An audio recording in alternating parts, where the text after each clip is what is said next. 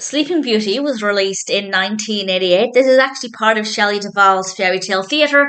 To my recollection, I've only seen one other fairy tale theatre film, which was Thumbelina with Carrie Fisher, which was quite enjoyable if I remember. This one, I didn't really enjoy it in terms of being entertained by the story, but I do have appreciation for clearly the talent that has gone into this.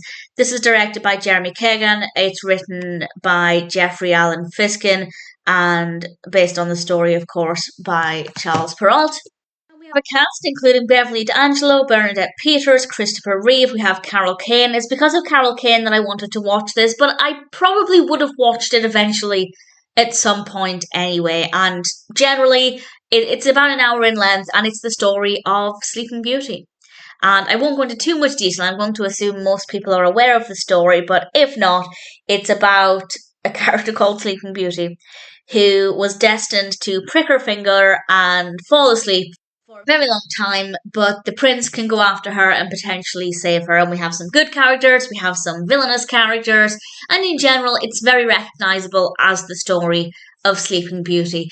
However, I didn't love, and this may sound contradictory because I'm going to praise it, but also say that I didn't care for it. It's quite creative, especially with the way some of the characters are presented and the appearance of the characters. It's quite creative, which I absolutely praise, but based on personal preferences, I didn't really love it.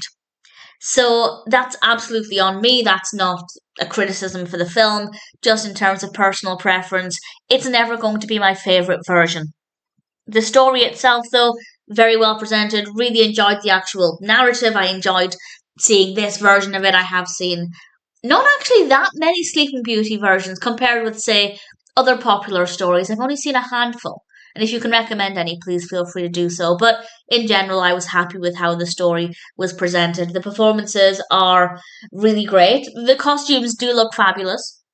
They're just not necessarily, some of them are not necessarily what I would have wanted. They feel very, which doesn't surprise me given the fairy tale theatre series, but they do look like theatre costumes, which again is not a criticism because that's what they're going for, but I didn't necessarily love it that much.